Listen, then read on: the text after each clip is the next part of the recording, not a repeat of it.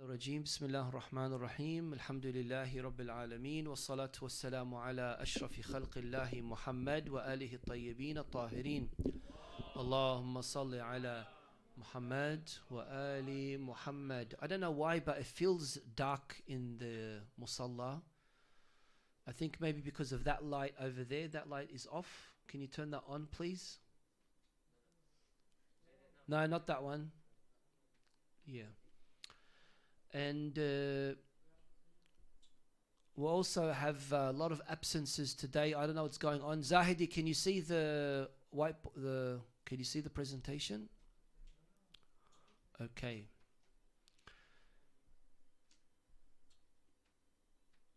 ما يشتغل? Sorry? That one over there. We've got about 6-7 handymen here, and not one of them is able to change a light bulb. MashaAllah. Dajun. Aib. So you'll deal with it? Inshallah. Question that we have to ask ourselves, especially something that's going to be relevant to the next couple of weeks, where we commemorate the martyrdom anniversary of Sayyida Fatimatu Zahra alayha salam, is what happened to her, seeing that she died at such a young age. What happened? Was it of natural cause? Was it of an illness? It's important because she's the only living child of the Holy Prophet, and therefore, you know, we want to try to make sure that we understand the exact cause as to the passing away of the Prophet's child, the Prophet's only living child. We know from previous lectures that Fatimatu Zahra held a very high, prestigious status, not only in the eyes of the Prophet, but also for all Muslims. We know that she is Sayyidata Nisa al-Alameen. We know that she is Ummu Abiha. We know the hadith يَرْضَى اللَّهُ لِرِضَاهَا وَيَغْضَبْ لِغَضَبِهَا, and all these other interesting hadiths that speak about her status. We also know, as has been mentioned in both Shi'i and Sunni sources, that she was going to be the first person after the passing of the Prophet to meet him, yani to depart from this world. The Holy Prophet ﷺ foretold to her that she was going to be the first from his family to be with him in the afterlife. And therefore, seeing that we know that she was going to be departing this world, and that it was going to be at such a young age, and of how important her status was, we need to try to join all of these dots together to understand the overall direction in how the Muslim Ummah was treating the Prophet's kin after his departure from this world. Fast forwarding all the way to today, which even gives it more relevance to show to us how important it is for us to learn about this tragic event, we can see that the line of the Khat of Bani Umayyah still exists with us today. The same way as the line of the Khat of Ahlul Bayt alayhim salam exists with us today, represented in you, the Shia of Amir al-Mu'mineen alayhi salam. Bless you. Something wrong? Why are you laughing? When we make that comparison between the line of Ahlul Bayt existing and the line of Bani Umayyah still existing, who represents the line of Bani Umayyah today? What was Bani Umayyah so famously known for at that time. They were known for their ruthlessness, for their violence, for their hostility towards everyone who doesn't agree with them. They were known for people to be not only violent but also aggressive, discriminating, and everything else that was evil. And that's why they are referred to as al-shajaratul khabitha, the wicked tree.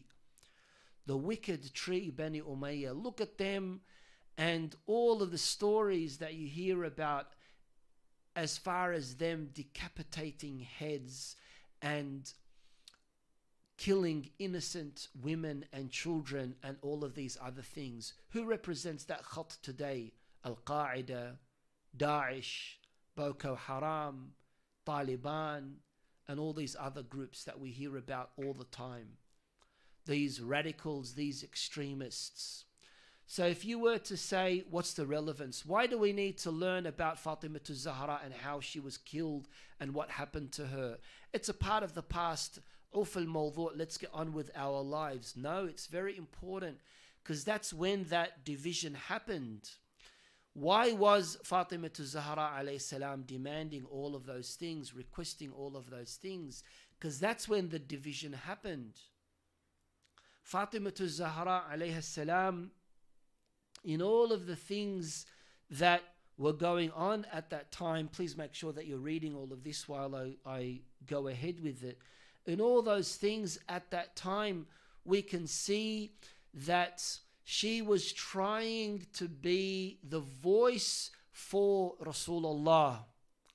She was trying to represent that which the Holy Prophet stood for.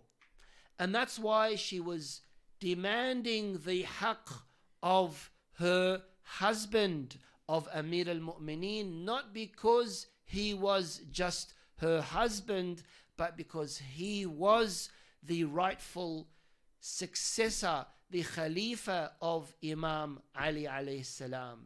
So the direction of the Muslim Ummah was going a'waj, was going crooked. The Holy Prophet was dead.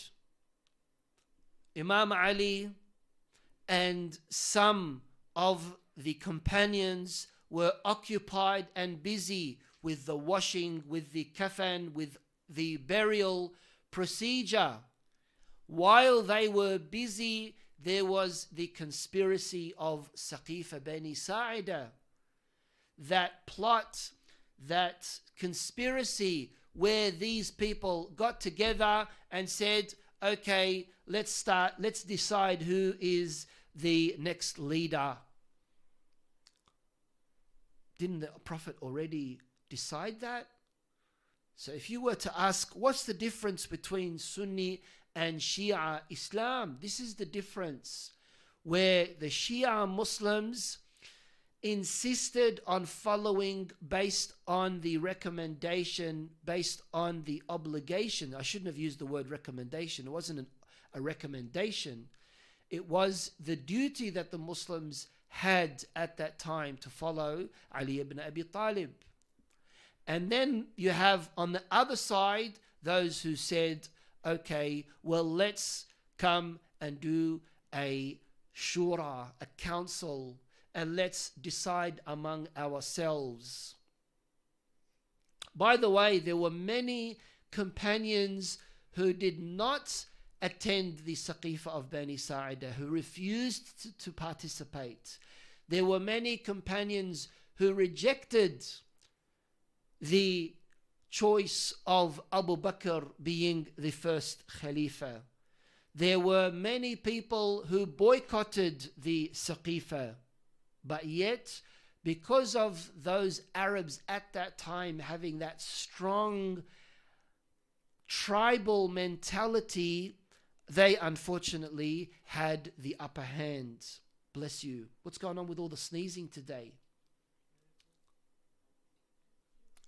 They had the upper hand. Now, of course, that's very dangerous, isn't it? Because people are not listening to what it is that the Holy Prophet had said.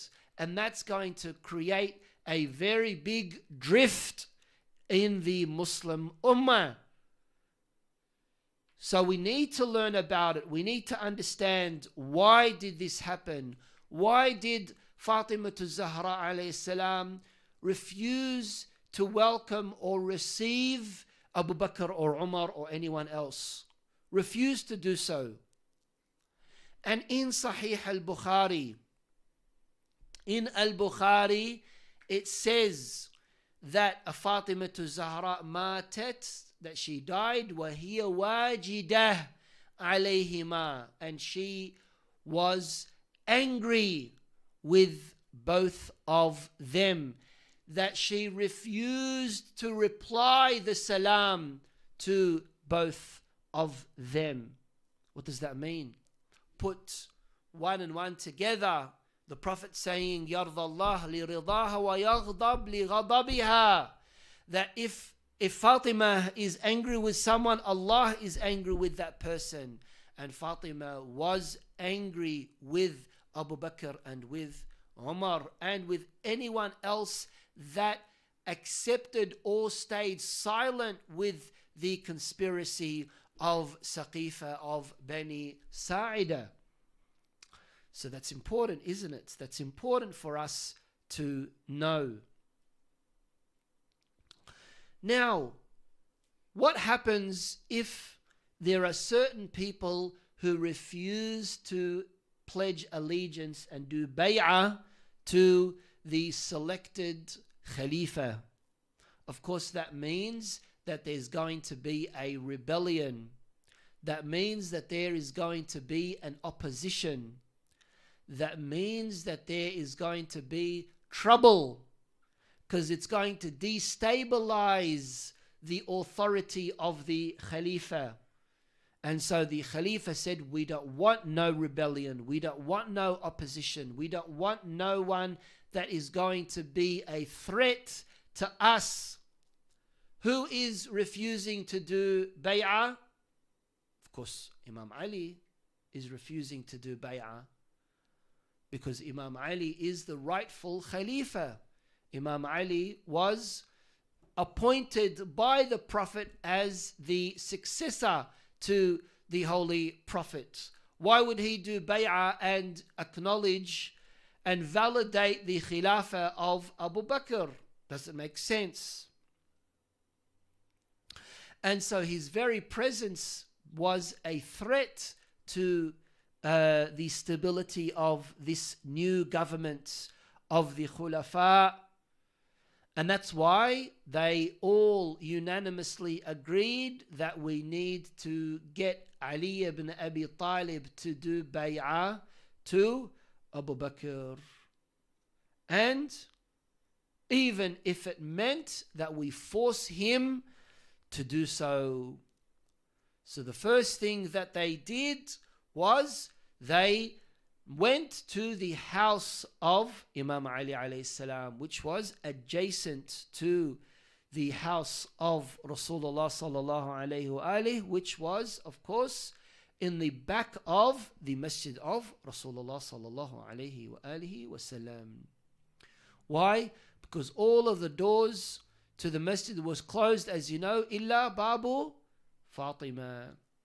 Now, maybe as historians might allude that this incident of going to Daruz Zahra, of the house of Imam Ali, might have happened more than once. But we do know for a fact that this continued to happen, and they continued to feel the pressure of Ali ibn Abi Talib not wanting to cooperate and pledge allegiance to Abu Bakr. So they said, we're going to have to do this whether he likes it or not. And this is when they sieged the house, they surrounded the house, they put wood at the door of the house to burn down the door, to force Ali ibn Abi Talib to leave, to pressure him into pledging allegiance. And of course, we know the rest of the story, the burning down of the door, or putting wood and turning the wood onto fire. Fatima Zahra alayhi salam being there, hiding behind the door in case they were to knock the door down. At least she would have some kind of concealment. Someone raising their voice and saying, Inna fid dari Fatima. Someone saying that the Fatima is in the house, and the other, not someone else saying, so what? And then her being pressured by the pushing of the door open, pressured between the wall and the door, her being pregnant at the time and having a miscarriage due to all of those things happening at that time. And then we can see what Imam Ali alayhi salam has to say in reference to that, where he said to Umar ibn al-Khattab, Ibn al-Sahak is Umar ibn al-Khattab, لولا كتاب من الله سبق. If it wasn't for the oath, or if it wasn't for the covenant from Allah subhanahu wa ta'ala and the promise that I gave to the messenger of God, I would not have allowed any of you to forcefully enter into my house. And so it wasn't a sickness. It wasn't an unknown sickness. This morning when I was preparing this presentation, I was listening to some of these Salafi ulama who refuse to acknowledge this tragedy happening to the daughter of the Prophet, like as if they don't believe that they should defend the honor of Rasulullah by defending his family members or by honoring his family members. And this sheikh, he said, oh well, she died from a sickness, or she died because of how sad she was because of her missing her father. Now, it doesn't matter how sad you may be, a simple or difficult sadness is not going to lead to your death, especially at a young age, especially a healthy person. And so how could sadness lead to death? And so that ambiguity, that vagueness, that question mark is still there for them to answer. But if they were to go back to their own books, they would realize even someone as hostile, as evil as Ibn Taymiyyah, he speaks about the attack on the house of Fatima Zahra alayhi salam. And so there are many Sunni historians who mention the attack and the injuries that she had inflicted due to that attack happening to her. And then we have all of this secrecy that surrounded it as well, that prompts further investigation. You know, for someone to say, oh, well, Fatima Zahra didn't die because of the attack at the house. Or, you know, we don't really know if it happened. She really isn't a Shahida, or these kind of questions that unfortunately sometimes even some shallow Shia might ask, and they might say, oh, we're going too extreme, we're blaming everything on Umar ibn al-Khattab, and we're blaming everything on Abu Bakr and things like that. You know, we don't know how she died, we can't really authenticate any of this, and these kind of questions. Or the simple question that we're going to ask, where was Imam Ali? But of course, we can see if we were to be genuine in our historical research, we can see these clear questions happening. As far as the dating is concerned, similar to her body being concealed, as far as the place of her grave, her being buried in the nighttime, and all of these other things. Unfortunately, as far as the date, the exact date of her burial, that is also unknown specifically, but it's either the 40 days, 75 days, or 95 days. Where was Imam Ali? That's what unfortunately, some shallow-minded people say. Oh, if it was me, I would have killed them all. Where Imam Ali with his Dhul Fiqar, why didn't he kill all of them? Where was Imam Ali's ghira when his house is being attacked? And all these common kind of misconceptions that are directing at the whole incident. The thing here, unfortunately, is people look at how Imam Ali would react based on how you and I would react. We're not Imam Ali. We have not been commanded by specifically, directly, immediately, commanded explicitly by Rasulullah sallallahu alayhi wa alihi. It doesn't matter what happens, you do not allow any kind of discord to disrupt the whole direction of the ummah. What's more important, Islam or any of our Imams or Fatima Zahra or Rasulullah sallallahu alayhi wa alihi? They themselves would say it's Islam. Why? Because even though Imam Ali had his rightful place taken away from him, and he objected numerous times, he objected, but he didn't go to war against Abu Bakr or Umar or Uthman, right? For 25 years he was staying at home, avoiding any fitna and discord and things like that. And that's why I read this thing here down the bottom where it says لَوْلَا كِتَابٌ مِّنَ اللَّهِ سَبَقْ وَعَهْدٌ, and the promise that I gave the Holy Prophet, I would have done this and this and this. And so there was amr given to Imam Ali that he needs to avoid any bloodshed after the Holy Prophets for the sake of any of this. And that's why there are different views as far as where Amir al-Mu'mineen alayhi salam was and why did Fatima Zahra answer the door. There are many different theories and different views. Hopefully, inshallah, we will be able to speak about that. But these are the three main views, and all of them have some kind of explanation to each and every one of them. Fatima Zahra is a role model for all Muslims. She is a role model for women. She is a role model for men.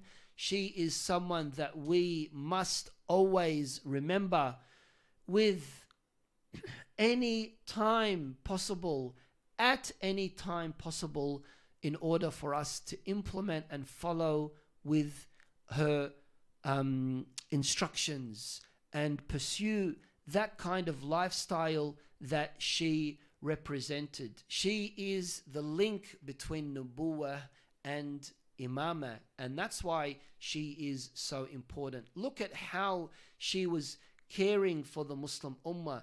A few days ago, I posted a short description of Al-Khutbah Al-Fadakiyya, that khutbah, that famous khutbah that she delivered. Look at how she treated her family members, how she treated her children, how she taught things to her children, how Imam Hassan and Imam Hussein mentioned so much about her, about their mother. These are really important things.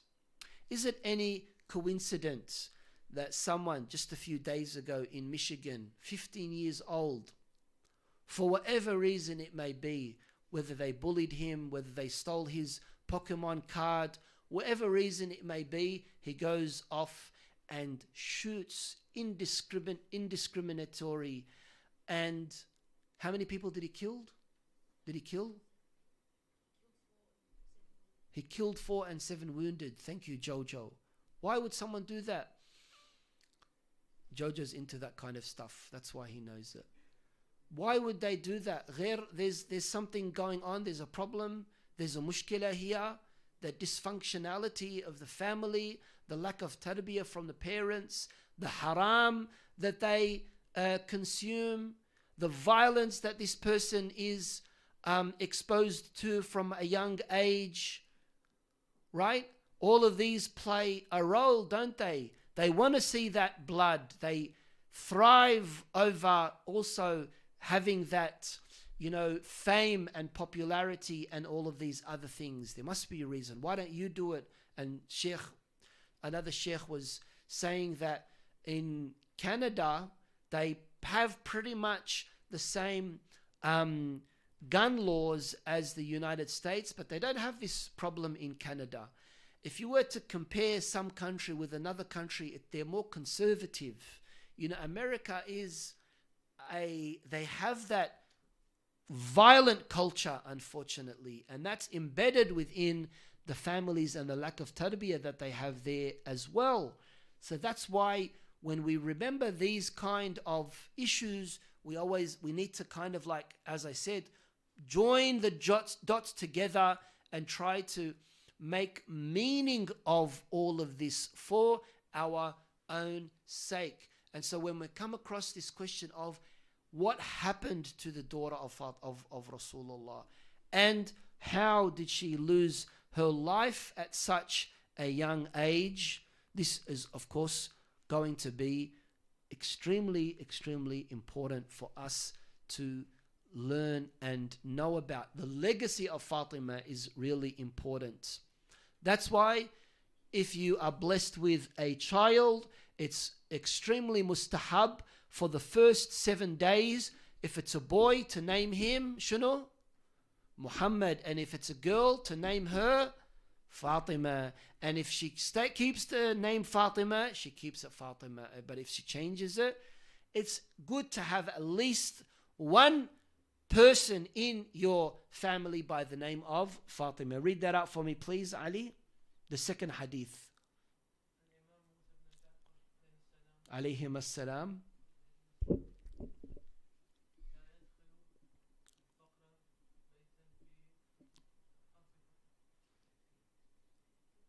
What do you want me to do?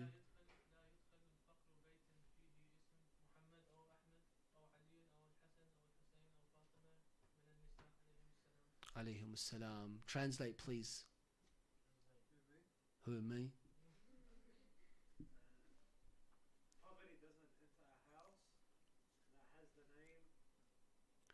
Poverty will not enter into a house that has the name